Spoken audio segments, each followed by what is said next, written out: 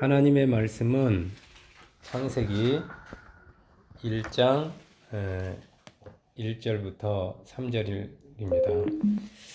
찾으셔서 다 같이 합독하도록 하겠습니다. 태초에 하나님이 천지를 창조하시니라. 땅이 혼돈하고 공허하며 흑암이 깊음 위에 있고 하나님의 영은 수면 위에 운행하시니라. 하나님이 이르시되 빛이 있으라 하시니 빛이 있었고. 아멘. 기도하겠습니다. 좋으신 아버지 감사합니다. 오늘도 이렇게 저희들을 하나님의 천국 잔치에 불러주시고 또 하나님의 존전 앞에 함께 모여 나가서 하나님 말씀도 듣고 하나님께 찬양도 하며 행복한 시간을 가질 수 있도록 축복해 주심을 감사합니다. 아멘. 오늘도 주의 보혈의 샘에 우리가 나아가서 우리의 수많은 죄악들을 다시 씻고 또 주님의 그 보혈의 예복을 입고 하나님 앞에 나왔습니다. 아버지 하나님이여, 우리의 죄를 보지 마시고 주님의 보혈을 보시고 그 약속하신 말씀처럼 보혈을 보시고 재앙을 넘겨주시고 보혈 때문에 저주가 임하지 않게 하시며 하나님의 은혜로 보혈 때문에 하나님의 은혜로 복의 복을 부어주시니 감사합니다. 아멘. 저희들의 지체들, 저희들 모두 지체들을 지켜주시고 또 하는 일마다 그 가정마다 자녀들마다 하는 일에마다 모두 하나님의 은혜가 충만하게 임하게 하여 주옵소서. 아멘. 우리 주위 아직도 주님을 알지 못하고 아버지 정말 죄를 짐을 지고 살아가는 사람들이 수많은 사람들이 있습니다. 저들을 불쌍히 여겨 주시옵소서. 아멘. 천국으로 인도하여 주시옵소서. 아멘. 그들 마음을 열고 우리 주님을 예수님을 마음속으로 영접할 수 있도록 축복하여 주옵소서. 아멘. 시간에도 저희들이 하나님의 말씀을 사모합니다. 부스러기 같은 말씀일지라도 그 말씀이 생명의 말씀 우리에게 떨어졌을 때 정말 죽은 자가 살아나고 병든 자가 병이 낫고 우리를 가로막았던 모든 문제들이 그 말씀 때문에 다 해결되게 하여 주시옵소서. 아멘. 오늘도 성령께서 나타나시고 일하시옵소서. 성령님을 기대하며 예수님 이름으로 기도합니다. 아멘. 아멘. 자, 천지, 하늘과 땅, 우주 만물, 천지 하늘과 땅뿐만 그 안에 있는 모든 만물들, 눈에 보이는 것들, 눈에 보이지 않는 것들을 누가 창조하셨을까요? 누가 만들었을까요? 하나님을 믿지 않고 성경을 믿지 않는 분들은 이 눈에 보이는 만물이 우주와 이 은하계와 지구, 특히 이 지구가 수십억 년 전에 어떤 창조자 없이 우연히 그렇게 만들어졌다고 그들은 말합니다. 그러나 성경을 하나님의 말씀으로 믿는 우리들은 태초에 하나님께서 천지를 창조하셨다는 이 창세기 1장 1절의 말씀을 이 대선언입니다. 이 말씀을 진리로 우리는 받아들이고 이 하나님의 창조를 우리는 믿습니다. 이 창세기는 누가 언제 어떻게 왜 이 천지를 창조하였나를 상세하게 설명해 주고 있습니다. 본문 3절 말씀 보면 최초의 창조물이 뭐예요? 빛임을 알 수 있어요. 최초에 하나님께서 창조하신 것이 빛입니다. 빛. 이 빛이 무엇인지는 뭐 파장이라고도 할 수 있고 뭐 여러 가지 설이 있지만 하여튼간에 정확히 무엇인지는 우리는 잘 알 수가 없어요. 그렇지만 우리가 알고 있는 그 태양에서 빛과 열이 나잖아요. 지금 그 태양에서 나온 빛 때문에 이게 밝아지잖아요. 그 태양에서 나온 빛은 아닙니다. 나중에 태양을 하나님이 또 따로 만드시는 걸 봐서는 빛이 먼저 나와요. 그러니까 태양이라는 것에서 나오는 빛이 아니고 그냥 그 원빛 그것을 의미합니다. 이 빛은 그보다 더 광대한 전 우주를 밝히는 어떤 생명의 시작과 같은 존재라고 할 수 있어요. 그래서 이 빛에 의해서 우리는 그 밝아지면서 하나님의 창조의 작품들과 또 그 작품들 속에 나타난 하나님의 그런 영광을 들여다볼 수가 있습니다. 그래서 뭐 예수님을 빛이라고 그러고 어떤 유형의 빛이라기보다는 어떤 무형의 빛일 수도 있어요. 아무튼 간에 이 빛은 하나님이 창조하셨는데 하나님 보시기에 아름답고 보시기에 좋았더라. 좋은 것입니다. 하나님 빛을 보고 굉장히 만족스럽게 여기셨어요. 하나님은 빛을 어떻게 만드셨을까요? 하나님의 능력의 말씀으로 만드셨습니다. 무에서 유를 창조했는데 말씀으로 창조하셨죠. 하나님께서 빛이 있으라고 말씀하셨고 그 말씀대로 빛이 만들어졌습니다. 그러니까 하나님의 머릿속에 생각하신 대로 구상하신 대로 만들어졌기 때문에 하나님이 보시기에 좋았고 만족스러웠겠죠. 여러분 하나님 말씀에는 이와 같이 생명과 함께 이렇게 창조의 능력이 들어 있습니다. 그래서 그 말씀 속에 있는 그 능력, 말씀 속에 있는 그 생명력이 만물 속에 들어가서 그들도 그런 생명력을 갖게 되죠. 그런데 여기서 우리는 이 하나님의 천지 창조의 과정을 하나하나 계속해서 살펴보기 전에 천지 창조 직전에 그런 상황을 살펴볼 필요가 있어요. 천지가 창조되기 전에 새로운 것이 창조되기 전에 그 상황을 볼 필요가 있습니다. 2절 말씀 보면 땅이 혼돈하고 공허하며 흑암이 깊음 위에 있었어요. 이게 상황입니다. 성경은 창조하기 전에 빛이 처음 만들어졌는데 그 전에 상황을 먼저 설명해 줬어요. 하나님의 창조의 대상이 되는 땅의 상태는 혼돈과 공허입니다. 그리고 흑암이 깊음 위에 있을 정도로 아무것도 보이지 않습니다. 이 혼돈하고 깜깜한 땅의 상태를 카오스라고 그래요. 그래서 오늘 설교의 제목은 카오스입니다. 카오스. 제가 카오스라고 설교를 제목을 지었어요. 카오스. 이 카오스의 사전적 의미는 불규칙하고 예측 불가능한 현상, 현실 상황을 의미합니다. 너무 불규칙하고 예측할 수 없는 그 변화가 어떻게 어떤 식으로 진행될지 모르는 상황을 말해요. 모든 것이 뒤죽박죽되어서 너무 복잡해가지고 아주 작은 미세한 변화에도 이건 학문적 의미입니다. 후에 그 결과에 엄청난 영향을 미칠 정도로 예민한 상황을 의미한다고 할 수 있어요. 예를 들어서 뭐 중국에서 나비가 미국에 가면 엄청난 이렇게 형태의 결과로 나타나는 그러니까 굉장히 혼란스러운 상황이죠. 오늘 본문 말씀을 통해서 이 혼란한 카오스 상황을 성경적으로 이해하면은 이 카오스는 혼란스럽고 또 이렇게 공허하고 흑암이 깊음 위에 있는 이 카오스는 새로운 창조, 새로운 질서가 시작되기 전에 혼란스러운 상태, 어수선한 상태, 도무지 앞을 알 수 없는 칠흑같이 깜깜한 상태라고 할 수 있어요. 그 이전에, 창조되기 이전의 상황이라고 할 수 있습니다. 다시 말하면 카오스는 새로운 창조 전에 나타나는 대혼란과 대위기의 상황이라고 할 수가 있어요. 그래서 이 카오스는 물론 카오스 속에 들어가면 막 정신을 못 차리겠죠. 보이지도 않고 공허하고 혼란스러우니까. 그래서 이 카오스는 끝이나 종말이 아니고 또 다른 새로운 시작의 하나의 그 과정이라고 할 수가 있습니다. 전 단계. 그러니까 무엇이 창조가 되기 전에 항상 혼란이 와요. 어려움이 오고 무엇이 새로운 것이 시작되기 전에 이 절망적인 카오스상에 성경은 하나님의 영이 수면 위에서 운행하고 계시니라라고 기록하고 있습니다. 하나님의 말씀과 함께 하나님의 말씀이 나타나기 전에 먼저 하나님의 영이 새로운 창조 질서를 위해서 일하기 시작하셨다는 거예요. 일하고 계셨다는 거예요. 그래서 말씀이 떨어지면서 함께 이제 역사가 일어나잖아요. 이 하나님이 영이 수면 위에서 일하고 계시고 있다. 지금 깜깜한데 혼란스러운데 이 사실에 이 혼돈하고 공허하며 흑암이 깊음 위에 있는 절망적인 상황에 있는 땅이 희망이 있는 겁니다. 이유가 하나님의 영이 보이지 않죠. 하나님의 영은 보이지 않잖아요. 육안으로는 안 보이잖아요. 아무도 일하지 않는 것 같잖아요. 아무도 내 편인 것 같지가 않잖아요. 나 혼자 있는 것 같잖아요.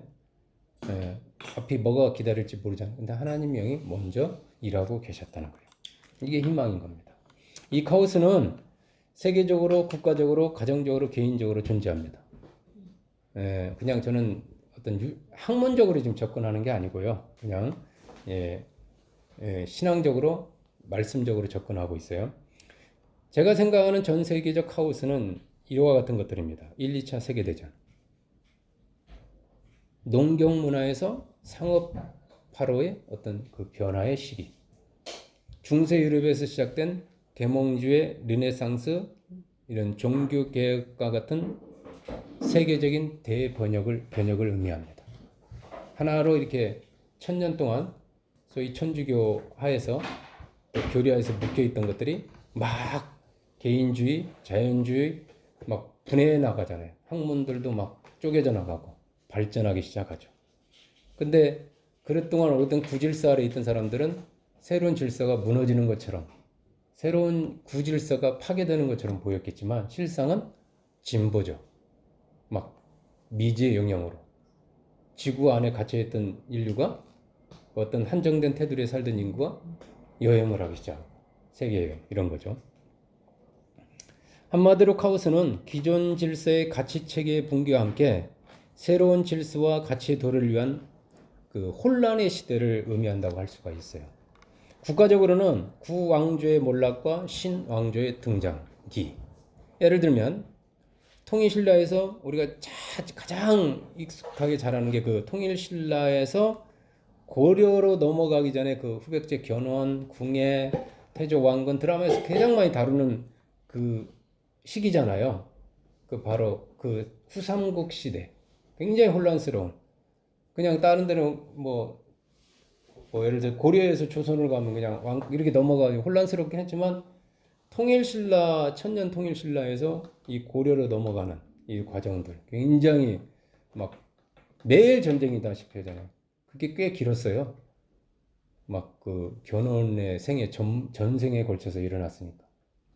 그런 매우 등장기와 같이 매우 혼란스러운 상황을 의미합니다. 가정적으로는 결혼을 이후, 뭐 결혼 전이나도 마찬가지, 결혼 이후 이혼, 내가 자녀로 있었을 때나 아니면 부부로서 겪었거나 이혼이나 사별과 같은 어떤 질병으로 인한 사별, 어떤 사고로 인한 사별, 그런 가정의 존폐와 그 가정이 어떤 특히 가정을 다 책임지고 이끌어가는 가장에게 일어난 어떤 일들, 또 자녀가 겪는 그 충격은 굉장히 크겠죠. 가정이 해체되는 거잖아요. 붕괴되고. 그런 가정의 존폐와 직결되는 큰 위기의 때를 의미하고, 개인적으로는 유소년기에서 청장기로 넘어가는 청소년기 시절, 큰 카오스죠. 그리고 장년기에서 노년기로 넘어가는 갱년기 때 본인도 혼란스러워요. 막 2차 성징이 발달하고 막 사고가 이게 이전의 사고에서 막 독립적인 사고로 변경이 된다든가 하는 거. 그래서 그런 시기만을 집중적으로 연구하는 심리학이 따로 있잖아요.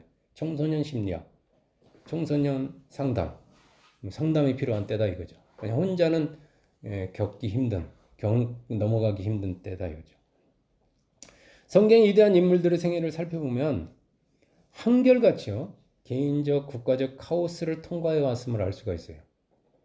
성경 인물들에게도 다 카오스가 있어요. 노아의 카오스 아시잖아요. 얼마나 여러분 뭐 그냥 잊고 가지만 홍수가 내렸어요. 다 죽었어요. 이웃들마저 아는 사람들 다 시체로 죽었어요. 오직 살아있는 건 노아와 8식구밖에 없어. 그것도 뱃속에서 1년 동안 깜깜한 곳에서 답답한 상황. 힘들었을 거예요. 아브라함 본토 친척 아비지를 떠나 미지의 세계를 향해서 가족을 이끌고 나가는, 뭐가 기다렸는지 모르는 상황. 야곱 형을 떠나 피해서 다른 곳으로 갔어. 요셉 갑자기 부모와 아버지와 이별, 형제들의 자기를 팔아 갑자기 노예가 되고 죄수가 되고 감옥 생활을 하고, 얼마나 그 본인한테는 깜깜합니까? 혼란스럽습니까? 모세 왕자의 신분이었어. 지난주에도 살펴봤죠. 그러다 갑자기 최고에서 최하로 떨어져. 수만 대군을 호령하던 지휘관이 애굽의 모든 학문을 섭렵했던 사람이 냄새나는 양무리를 치고 있어요. 처가살이 하고 있어요. 얼마나 본인은 그 혼란스럽겠어요. 다윗, 장인한테 쫓겨 미래를 알 수 없는, 오죽하면은 블레셋 같은 자기가 싸웠던 그곳에 피난해 거기서 미친 척 해야 돼요. 살아남기 위해서. 이런 대부분의 인물들이 카오스와 같은 이 격동의 시기, 위기의 시기를 겪었음을 알 수가 있어요. 결코 순탄한 인생이 없습니다. 예, 순탄한 그 나라도 없었고. 제 개인적으로도 제가 돌아볼 때 이 말씀, 누차 얘기하지만, 저한테는 수많은 카오스가 있었지만, 다니던 직장 그만두고 신학을 위해 신학교에 입학했을 때, 막막하죠. 제가 생계를 책임지고 있었는데.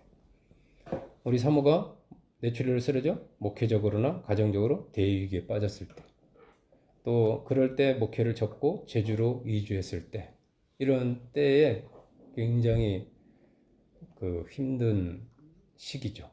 그런 의미에서 카오스를 다른 말로 하면 대이기의 때, 대변화의 때를 의미한다고 할 수가 있어요. 이 카오스는요, 현대에 오면 올수록 변화가 빠르게 나타납니다. 과거에 여러분 구석기에서 신석기, 그건 내가 얘기했나요? 구석기, 신석기, 청동기, 철기는 수만 년에 걸쳐서 일어나잖아요. 그래서 의식을 못 합니다. 막 혼재해요. 옛것과 현재가 막 공존하면서 결국은 과거는 도태되고 석기는 사라지고 청동기가 지배한다든가 이런, 그죠? 그래서 과거에 수백, 수천 년, 심지어 수만 년에 걸쳐 일어나는 카오스는 현대에 오면 올수록 수십 년 혹은 수년 사이에 시작되어가도 완성될 정도로 그 변화의 속도가 빨라요. 여러분, 삐삐삐삐에서 핸드폰으로 누가 전화해야만 받을 수 있는데 직접 통화한다는 건 상상도 못했던, 상상 속에서나 가능했는데 그 현실이 됩니다. 이는 마치 빨리 달리는 배가, 보통 배들은 이렇게 회전할 때 서서히 넓게 이렇게 천천히 돌고 전복돼 버리니까, 그런데 급하게 회전하면서 방향을 바꾸는 것과 같아요. 샥 도는 것 같아요. 이럴 때 각자의 그 안에 있을 때 그 현상을 회전할 때 그 느낌은 그냥 배가 출렁거리만 해도 막 멀미를 느끼는데, 갑작스럽게 여러분 회전한다고 생각하면 각자의 저같이 예민한 사람은 막 그냥 엄청난 멀미를 거기서 막 토하고 막 기진맥진하게 됩니다. 정신이 하나도 없어요. 어떤 사람은 엄청난 배밀미와 어지러움을 느낄 수도 있어요.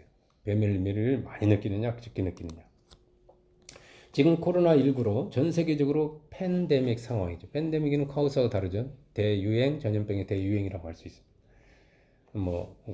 콜레라 때 이후의 그런 유행 같은죠. 이는 일시적 현상이 아닌 사회, 경제, 교육, 문화 등 기존의 삶의 질서를 송두리째 바꾸는 새로운 삶의 질서를 가져올 가능성이 아주 높은 그런 카오스와 같은 상황입니다. 그리고 이게 다들 바람은 빨리 끝났으면, 백신이 개발했으면 의외로 지금 장기화될 가능성이 있어요. 이런 삶이. 여기서 이제 여러 가지 변화가 일어나겠죠. 살아남아야 되니까. 그리고 변화의 속도나 그 변화의 양과 질이 엄청나게 빠르고 광범위하다는 거죠. 이 전 세계 모든 사람이 예외 없이 부정적이든 긍정적이든 정말 영향을 주고받고 있어요. 이렇게 영향을 주고받고 있는 게 없습니다. 고립된 나라든 개방된 나라든 서로 자유롭게 왕래하고 있는 나라든 관계없어요. 다 누구든 영향을 주고받아요. 아프리카든 북극이든 관계가 없는 것 같아요. 카오스와 같은 이 코로나19 시대를 맞이해서 이 시기를 어떻게 보내느냐, 이 과정을 어떻게 통과하느냐 하는 것이 가장 중요합니다. 왜냐하면 카오스를 어떻게 보내느냐에 따라 그의 미래가 완전히 달라짐을 알 수 있기 때문에, 어떻게 받아들일 것이냐, 그 다음에 어떻게 보낼 것이냐, 이겁니다. 이러한 때 가장 중요한 자세는 카오스와 같은 이 상황을 당연하게 받아들이는 겁니다. 거부하지 말고, 부정하지 말고. 예? 그러면서 아까 성령이 운행하시는 것을 보았듯이, 말씀을 보았듯이 그 말씀으로 하나님이 일하시는구나. 그러면서 하나님이 일하실 것에 대해 기대하는 그런 미래지향적인 태도가 참 중요합니다. 기대하는 미래지향적. 드디어 올 것이 왔구나 하면서 새로운 변화의 과정에 적응하려고 해야 됩니다. 올 것이 왔구나 하면서 이 새로운 환경에 즐겨야 돼요. 그렇지 않아도 이게 죄송하지만 막 돌아가시는 상황에서 제가 그런 얘기를 하는 게 아닙니다.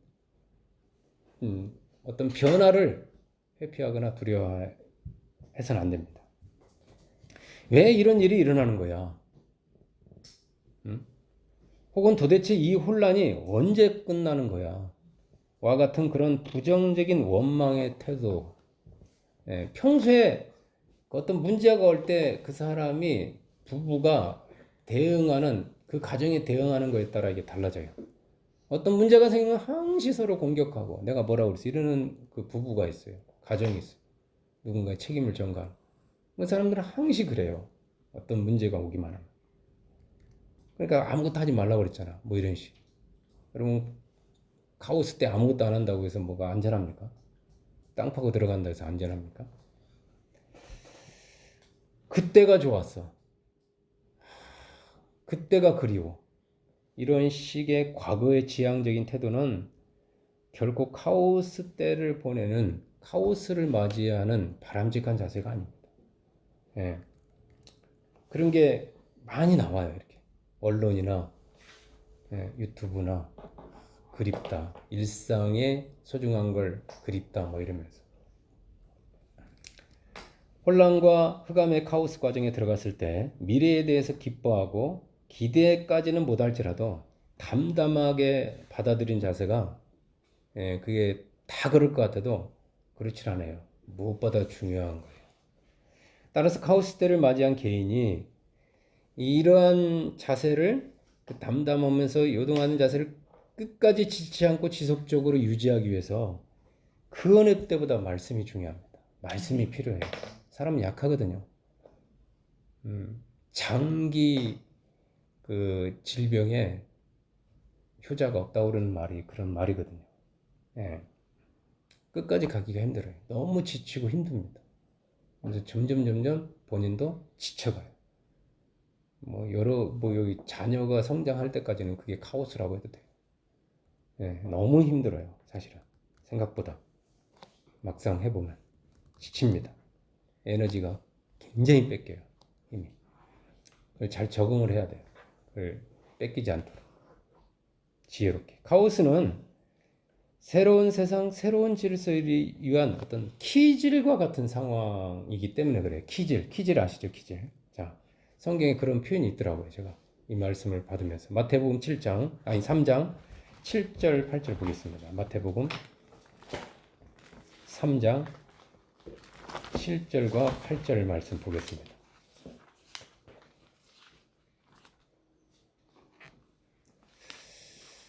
찾으셨죠? 합독하겠습니다. 나는 너희로 아니에요? 마태복음 3장 7절이요? 아, 잘못했어요. 11절, 12절. 제가 오늘 아까 수정하면서 안 고쳐놨네. 11, 12. 죄송해요. 합독합니다. 나는 너희로 회개하게 하기 위하여 물로 세례를 베풀거니와 내 뒤에 오시는 이는 나보다 능력이 많으시니 나는 그의 신을 들기도 감당하지 못하겠노라. 그는 성령과 불로 너희에게 세례를 베푸실 것이요 손에 키를 들고 자기의 타작마당을 정하게 하사 알곡은 모아 곡간에 들이고 쭉정이는 꺼지지 않는 불에 태우시리라. 아멘. 구시대, 즉 구약의 마지막 선지자인 세례 요한은 구약의 율법 시대와 신약의 복음 시대, 이 카오스 시기를 이렇게 시작하는 그 예수님, 예수님 역사의 그 BC와 AD를 나누시는 분이잖아요. 예수님 당대에 활동한, 예수님 보면서 활동한 선지자였어요.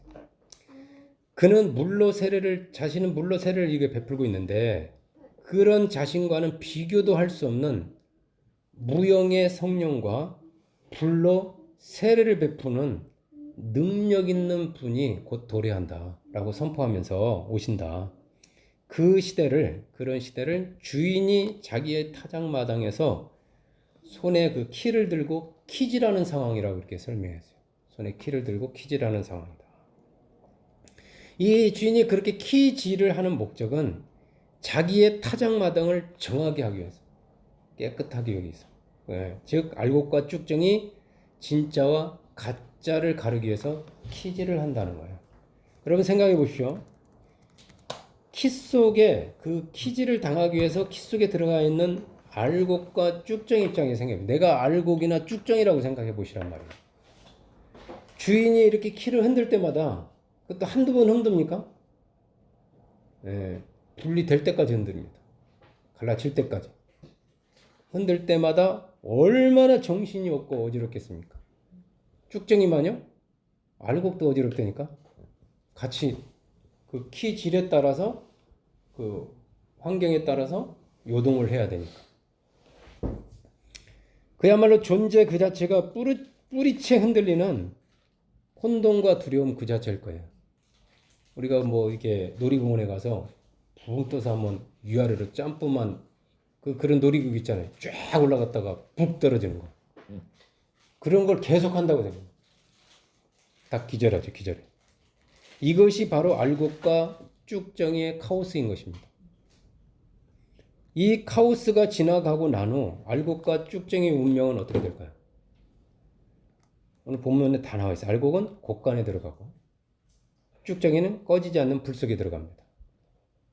다른 말로 하면 키질의 이 과정을 거치면서 카오스 과정을 거치면서 알곡에게는 곡간이라는 새로운 환경이 기다립니다. 거기서 새로운 것을 거기서 하기 위해서 거기서 기다려요.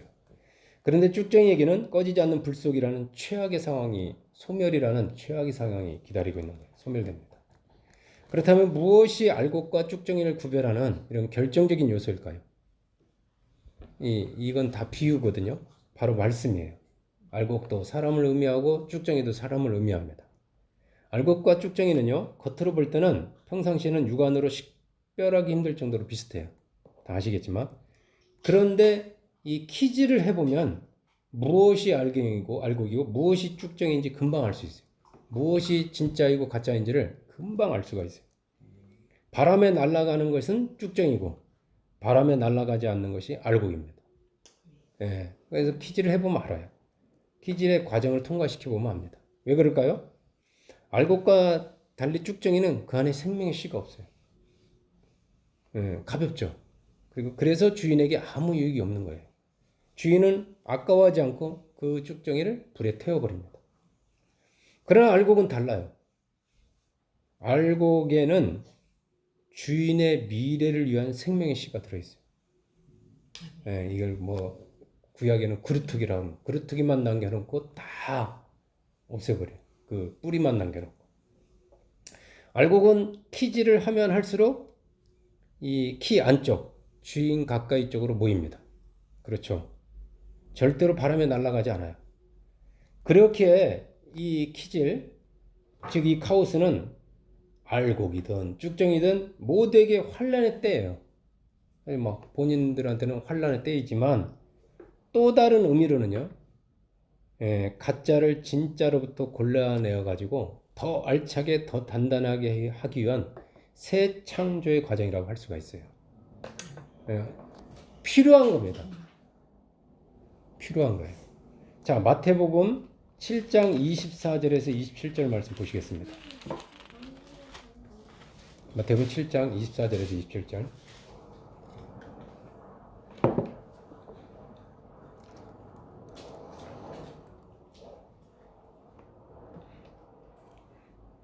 합독할까요? 그러므로 누구든지 나의 이 말을 듣고 행하는 자는 그 집을 반석 위에 지은 지혜로운 사람 같으리니 비가 내리고 창수가 안 하고 바람이 불어 그 집에 부딪히되 무너지지 아니하나니 이는 주추를 반석 위에 놓은 까닭이요 나의 이 말을 듣고 행하지 아니하는 자는 그 집을 모래 위에 지은 어리석은 사람 같으리니 비가 내리고 창수가 나고 바람이 불어 그 집에 부딪힘에 무너져 그 무너짐이 심하니라. 아멘. 누가 그 집을 반석 위에 지은 지혜로운 사람이고 누가 그 집을 모래 위에 지은 어리석은 사람인지 평상시에는 잘 몰라요. 모릅니다. 아까도 알곡과 쭉정이 마냥 그 집을 겉으로 볼 때는 다 좋아 보여요. 집 같아 보입니다. 그런데 창수가 나고 바람이 불어서 그 집에 부딪히는 환경, 즉 집의 카오스 시대를 맞이해 보면 알 수가 있어요. 그때서야 드러납니다. 주체를 반석 위에 놓은 집은 아무리 비가 많이 내리고 비는 보통 오래 오잖아요. 장마가 뭐 10일부터 시작된다는데 그리고 강력한 창수가 나고 막 물이 모여가지고 막 때리잖아요. 계속. 그리고 강력한 바람이 불어서 그 집에 계속적으로 부딪히지만 결코 무너지지 않아요. 잠시 뭐 흔들릴 수는 있지만 쓰러지지는 않습니다. 사람으로 치면은 멘탈이 붕괴되지 않고 그런 막 그 환경에 잘 적응합니다. 견딥니다. 버팁니다. 반대로 모래 위에 지은 집은요, 비가 내리고 창수가 나고 바람이 불어서 그 집에 부딪히면요, 뭐 개인차에 따라서 다르겠지만 견디지 못합니다. 근데 성경은 무너지는데 그 무너짐이 심하다 그랬어요. 완전히 싹 무너져 본다. 아예 추춧돌도 없이 다 흔적도 없이 다 쓸려 내려간다는 거예요. 겉으로 볼 때는 강해 보였는데 단단해 보였는데 뭐 기반이 약하니까 뿌리가 약하니까 그냥 다 쓸려가 버리는 거죠. 완전 붕괴입니다. 완전. 차이점이 무엇이죠? 이것도 주님의 말씀의 비유입니다. 바로 말씀이에요. 말씀. 말씀을 듣고 평소에 말씀을 듣고 행하는 자와 말씀을 듣기는 듣지만 행하는지 않는 자의 차이가 모래와 반석의 차이라는 거예요. 사람이 왜 집을 반석에 짓지 않을까요? 다 지을 것 같은데 이럴 줄 알면. 왜 말씀을 듣고 행하지 않을까요? 첫째는요, 결코 비가 내리고 창수가 나고 바람이 부는 큰 위기가, 즉 카오스는 내 생애 가운데 이렇게 평화가 계속되는데 오지 않는다고 믿는 거예요. 뭐 우리 조선시대 일제 오기 전에 사람들의 200년 동안 평화가 지속되다 보니까 이게 계속될 거라는 그 착각에 빠져납니다. 일국이 10만 양병설을 주장해도 다 이런 평화의 때 군비 확장한다고 다 반대해서 뭐 그냥 기본적인 군대만 유지한다던가 그러고 있어요. 그리고 또 하나 그리고 안 믿거나 오지 말았으면 하는 요행을 믿는 심리 때문에 그래요. 저런 일이 안 일어났으면 비껴갔으면 하는 그 요행 심리죠. 둘째는요, 귀찮기 때문에 그래요. 집을 지어보면 압니다.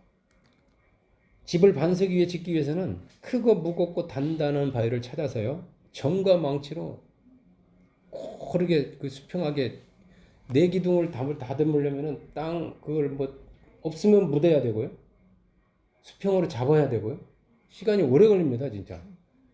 아니면 찾았던가 그런 게 없으면. 그래서 손에 알이 배기고 손바닥이 갈라지고 그만큼 수고하고 땀을 흘려야 합니다 사실은. 그냥 되는 게 아니에요. 시간도 엄청 걸립니다. 반면에 집을 모래에 짓는 것은요, 반석 위에 짓는 것보다 엄청 쉽습니다. 뭐 추춧돌 다듬을 필요가 없어요. 그냥 널려있는 그게 그냥 땅이 수평 드르륵 한번 밀면은 뭐 그냥 수평 딱 잡힙니다. 그냥 편합니다. 거기에다 그냥 지으면 돼요. 그냥 상대적으로 반석 위에 짓는 것보다 빠르고 편하다는 거예요. 편리하고 쉽고. 그런 여러 가지 심리적 이유, 뭐 환경적 이유 때문에 뭐 멀리를 내다보지 못하고 쉽게 가는 것 같아요. 근데 제가 이 말씀 보면서 진짜 미련한 사람하고 진짜 지혜로운 사람이 따로 있다는 걸 알았어요. 여러분, 진짜 미련한 사람은요, 예수님 여기 미련한 사람하고 지혜로운 사람 보면 진짜 미련한 사람은 모래 위에 집을 지었어요. 이 사람은 처음에는. 그래서 무너짐을 경험했어요. 한번 크게 무너졌어요. 뭐 부도가 났다든가 뭔가 크게. 그런데 그런 무너짐을 경험하고서도 또다시 모래 위에 집을 짓는 사람이 있어요. 그리고 또 그게 어리석은데 똑같이 해요. 실패하는 사람들 보면. 근데 진짜 지혜로운 사람은요, 뭐 여기서는 그런 말씀 없었지만 모래 위에 집을 지었어요. 이 사람도 똑같이. 뭐 사람들이 다 그러니까 나도 그렇게 했단 말이에요. 그렇게 사는 게 좋은 거라는 식으로. 그래서 무너짐을 경험했어요. 그때 그는 회개하는 거예요. 내가 뭐 말씀대로 살지 않았구나. 말씀대로 짓지 않았구나. 그때 회개합니다. 그 무너짐을. 그래서 그때부터는 모래에 집을 짓는 대신 힘들고 어려워도 매일매일 찾아다녀야 되고 뭐 해도 반석 위에 집을 짓는 사람입니다.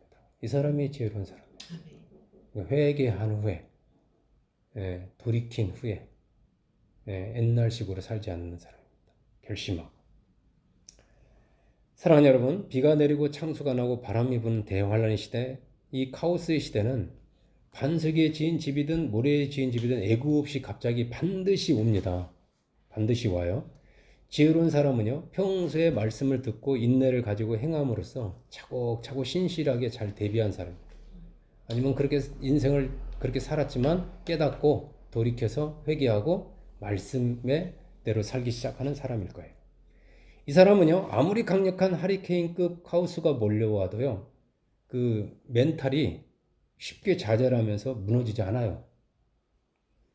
오히려 그런 환경에서도 예, 아니 당신은 어떻게 그런 환경에서 웃을 수 있죠?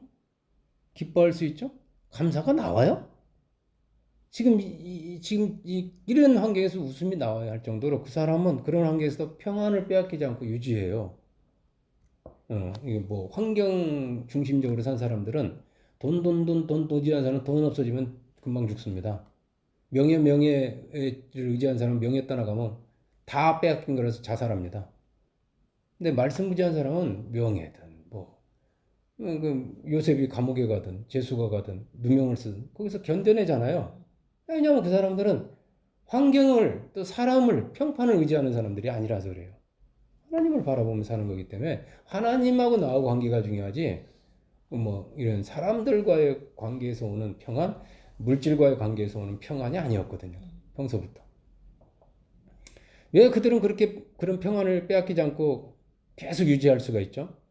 그 말씀이 그의 영혼을 지켜주기 때문에 그래요. 그 말씀이 주춧돌이 그 집을 지켜주고 버티고 있듯이 그 말씀이 주춧돌이 되어서 그의 영혼을 그의 집을 지켜주고 있기 때문에 그렇습니다. 자, 시편 1편의 1절부터 4절 말씀 보겠습니다. 시편 1편 1절부터 4절. 잘 알지만 다시 눈으로 읽어보면서 확인합니다. 또 갑니다.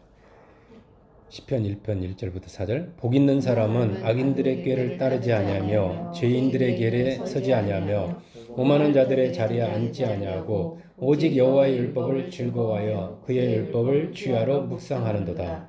그는 시냇가에 심은 나무가 철을 따라 열매를 맺으며 그 잎사귀가 마르지 아니함 같으니 하는 모든 일이 다 형통하리로다. 악인들은 그렇지 아니하며 오직 바람에 나는 겨와 같도다.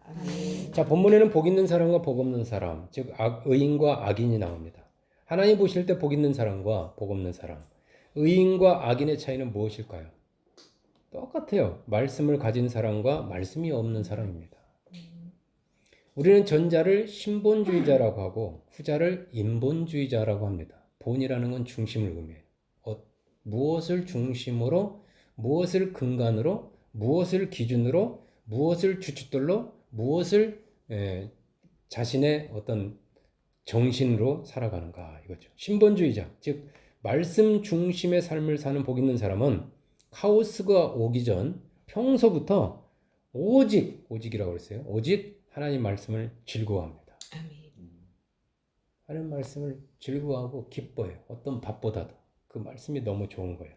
그리고 그 말씀을 주야로 묵상하고 그 말씀대로 살고자 하는 자입니다. 산다는 말은 내가 저 말씀을 체험해 봐야지, 저걸 내 거로 만들어야지, 내 몸에 체질로 경험해 봐야지 하는 거예요. 그 사람은 그 말씀이 머리에서, 입에서, 몸에서 떨어지지 않습니다. 교회를 하나의 몸으로 비유한다면 지체들 속에 그 말씀이 다 스며가 있어요. 교회에 큰 카오스가 와도 그 떨어지지 않습니다. 다 힘줄 연결되듯이 말씀의 그 생명이 다 흐르고 있어요. 그는 대가문과 같은 이 경제적 카오스가 와도 시냇가에 심은 나무와 같습니다. 이 시편은 경제적 위기를 말해줘요. 경제적 카오스를 말해줍니다. 기질, 주축, 풍랑 다 다르지만 큰 가뭄에도 결코 그 가지나 잎사귀가 마르지 않아요. 마르거나 그러지 않습니다. 열매가 땅에 떨어지지 않고 오히려 때를 따라 열매를 맺습니다. 예, 그가 하는 모든 일이 다 형통해요. 신기하게 복을 받습니다. 신기합니다. 다 이게 망하는데도 어떻게 신기하게 복을 받는 사람이 있어요. 반대로 인본주의자, 즉 말씀이 없는 악인들의 삶은 대위기가 없는 평소의 삶을 보면요, 말씀 대신에 악인들의 꾀를 따릅니다. 사람이죠. 악인들. 죄인들과 어울립니다. 네. 하나님 보시기에 죄인들입니다. 말씀 없는 사람들이 다 오만한 자리에 앉기를 좋아합니다. 다 이 말씀 없는 사람들을 가까이 합니다. 그들의 말을 듣는 걸 즐거워하고 그들과 교제하는 걸 즐거워하고 그들의 영향을 주고받습니다. 말씀과는 거리가 먼 삶을 살아요. 그러다가 경제적 카오스와 같은 실직이라든가 여러 뭐 이런 대공황의 시기가 오면 마치 바람에 나는 겨와 같이 이리저리 날아가서 소멸되어 버립니다. 왜 그렇죠? 이 무게 중심이라고 할 수 있는 말씀이 없어 가볍기 때문에 그래요. 네, 너무 가벼워요. 자, 이제 말씀을 저는 맺습니다. 우리 모두 참으로 어려운 때를 지금 맞이했어요. 이 코로나19는 지금 시시비비를 가리는 고자 하기도 하는데 저는 그 누구의 잘못도 아닙니다. 아까 제가 그랬죠. 올 것이 왔구나. 그거는 여러 가지 알 수가 있어요. 코로나가 오니까 자연이 회복돼요. 이게 과학이 발전되면서 수많은 변종이 나올 수가 있어요. 앞으로도. 과학이 발달하면 발달할수록 제2의 코로나가 나올 수밖에 없어요. 안 그렇겠어요? 우리 몸에 영향을 미치는 이상한 것들이 나옵니다. 산업화가 되면서 이상하게 알지 못하는 것들이 막 개발되면서 이 무수한 공기 속에서 막 떠다니고 그럴 거예요. 참 편해지긴 편했는데 실제는 더 힘들어요. 사실은 살기가 힘든 환경이 됩니다. 그러니까 사람들이 이제 막 과학으로 마스크 쓰고 좀 있으면 마스크 가지고 안 될 겁니다. 이제 산소통 들고 다니고 이제 뒤집어 쓰고 살아야 되고 이게 막 이제 그러면서 과학은 더 발전하겠죠. 사람과 사람은 더 관계는 이제는 기계 인간이 돼가게 될 겁니다. 이것은요 새로운 창조의 세계로 나아가는 과도기가 같아요. 어차피 가요. 그 새로운 세계로 가게 돼 있어요. 이러한 때에 책임 전가하고 전전긍긍하고 좌불안석하고 불안한다고 해서 이 위기가 지나가는 것이 아니에요. 끝나가는 것도 아닙니다. 종식되는 것도 아닙니다. 솔직히 그랬으면 좋겠어요. 빨리 종식됐으면 좋겠어요. 당연한 말이지만 무엇보다 침착해야 돼요. 우리 여기 있잖아요. 호랑이에게 물려가도 정신만 차리면 살 수 있어요. 하늘이 무너져도 솟아날 구멍이 있다고 그랬거든요. 평안해야 합니다. 그리고요 지혜로워야 되고요 담대해야 됩니다. 용기가 있어야 돼요. 결단력도 있어야 됩니다. 미적미적하다가 그 소돔성에 코로나가 카오스가 임했을 때 그 아내가 뒤돌아보고 미정미정하다 소금기둥 됐잖아요. 때로는 강력한 결단이 필요하고 용기가 필요하고 그래요. 그러려면 또 지혜로워야 돼요. 그리고 멍텅하고 힘들다고 술이나 먹고 너무 고통스럽다고 TV 앞에서나 살고 그러면 그럴수록에 총명과 명철 이런 것들이 그리고 서로 힘들다고 다투고 싸우고 분쟁하고 분열하면 나라는 무너질 수밖에 없어요. 지금은 바다의 수많은 암초 사이를 항해할 때와 같아요. 바다를 항해하는데 암초 사이를 항해하는 것은 이럴 때일수록 자신과 다른 사람을 의지하기보다는 지혜로우신 선장이신 하나님께 초점을 맞춰야 됩니다. 그분의 말씀에 내가 풍랑이 치든 소리가 나든 세미한 그분의 소리에 귀를 기울여야 돼요. 그 소리를 들어서 움직여야 됩니다. 왜냐하면요 하나님은 이 태초의 카오스, 대카오스죠. 대카오스에서 이 말씀으로 새로운 세상을 창조하시는 분이기 때문에 그래요. 카오스를 어떻게 돌파해 나간지를 이분은 아십니다. 하나님보다 더 카오스를 많이 겪은 사람 없어요. 그분은 수많은 우주적, 세계적, 민족적, 가정적, 개인적 카오스를 겪어오면서 지켜보면서 바라보면서 그래서 이런 비유의 말씀들을 주님이 다 해주시잖아요. 집의 비유, 알곡과 축정의 비유, 시편의 악인과 예? 그런 비유를 해주시잖아요. 그런 걸 겪고 왔어요. 봤어요. 오면서 수많은 나라와 가정과 개인을 새로운 세상으로 안내하신 지혜로우신 분이십니다. 아멘. 누구보다도 그분의 수가 많고 그분은 그 길을 알고 있어요. 그분에게는 그 누구보다 경험이 많습니다. 지혜롭죠. 따라서 이러한 때 우리는 내 감정이나 지식, 수많은 정보에 마음을 빼앗기면서 혼란스러워하거나 두려워하지 말고 오직 그분께 초집중해야 합니다. 아멘. 제가 우리 가정의 이 카오스를 통과할 때 제가 그 병상에 쓴 그 글을 보면 다시 그런 글이 나오기가 힘들어요. 근데 하나님께만 집중했을 때 그게 나옵니다. 7번 사선을 우리가 넘어갔거든요. 예. 그때 내가 사모님에게 집중했다면요. 환경에 집중했다면 우리는 오늘 같은 상황을 맞이할 수 없었어요. 하나님께 집중했어요. 하나님 뭐라고 하시는지 여기 환경에 말씀을 보내고 하나님 무엇을 듣고 말씀대로 행동했던 거예요. 예. 심지어 사모님이 싫어해도 나가세요. 움직이세요. 막 그것 때문에 장모님하고 다투기도 했어요. 너무 냉정하다. 아니요. 그렇게 감정을 하시면 이 사람 못 일어나요. 운동해야 돼요. 먹어야 돼요. 입을 벌려야 돼요. 싫어도 해야 됩니다. 막 그랬어요. 근데 나 그렇게 단계마다 하나님께서 주시는 게 있었거든요. 여러분 하찮은 순간 미끄러지고 무너집니다.